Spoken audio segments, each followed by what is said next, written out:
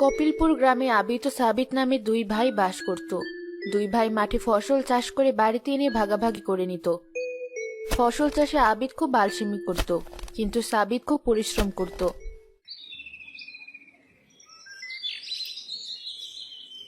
ছোট বৌমা, বড় বৌমা কোথায়? সে কি এখনো ওঠেনি ঘুম থেকে? হ্যাঁ মা, ভাবি তো উঠেছি, সে পুকুর ঘাটে পানি আনতে গেছি। তোমার রান্না কত দূর হলো? এই তো হয়ে এসেছে প্রায়।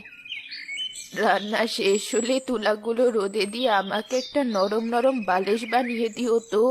আমার বালিশটা বড্ড শক্ত।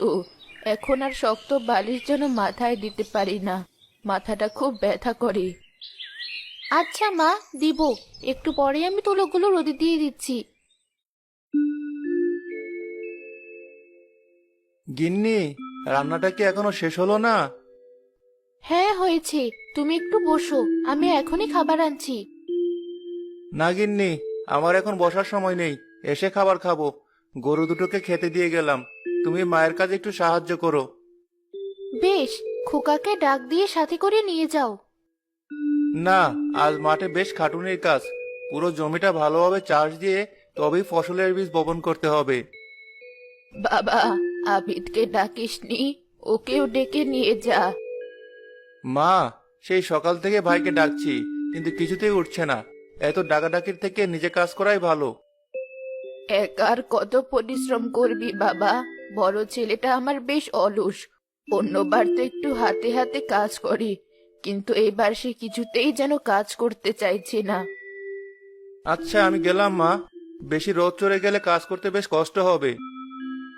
মা, ও মা! এই তো আমি বাসন মাজছি কলতলায়। মা, বাবা মাঠে চলে গেছে নাকি? হ্যাঁ বাবা, তোর বাবা তো একটু আগেই মাঠে চলে গেছে। আমাকে একটু ডাকতে পারলে না? বাবার সাথে আমিও কাজে যেতাম। তোর বাবাই না করলো।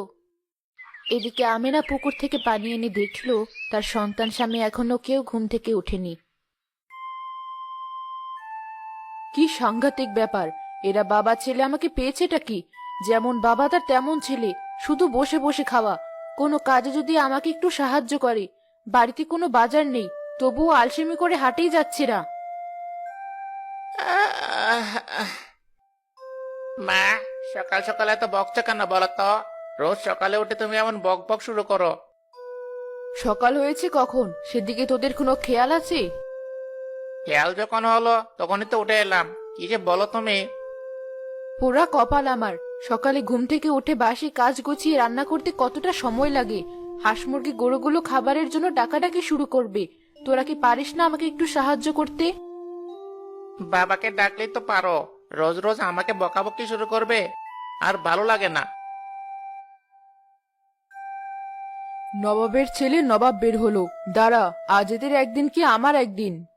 আমেনা এক বালতি পানি নিয়ে রেগে মেগে ঘরে ঢুকলো। অলস লোক একটা, পড়ে পড়ে কেমন ঘুমোচ্ছে দেখো। আজ তোমার একদিন কি আমার একদিন। কে কে কে? ধুর গিন্নি, তুমি? সকাল সকাল তোমার কি হলো? কি হলো কি হয়নি তাই বলো। তোমার ভাই সকাল থেকে তোমাকে ডেকে ডেকে না পেয়ে মাঠে চলে গেছি। বাজে কটা? দূর, যে কটা বাজে বাজুক, তাই বলে সকাল সকাল তুমি আমার গায়ে এভাবে পানি দেবে? এখন থেকে রোজ দেব। তাড়াতাড়ি উঠে মাঠে যাও। মাঠ থেকে ফিরে হাট থেকে বাজার নিয়ে এলে তবেই দুপুরের রান্নাটা বসাবো, না হলে আজকে খাওয়া বন্ধ। মাঠে এখন আর যাবো না। মাঠে তো সাবিত গিয়েছে, আবার যাওয়ার আর কি দরকার? আমি বরং একটু পর হাটেই যাব। বাড়িতে রোজ রোজ সকালে এত অশান্তি যে আর ভালো লাগে না। তুই কি একটু কাজে যেতে পারিস না? তুমি যে কি বলো না মা, কাজে যায় না তো কি করি? সংসারটা কি আর এমনি এমনি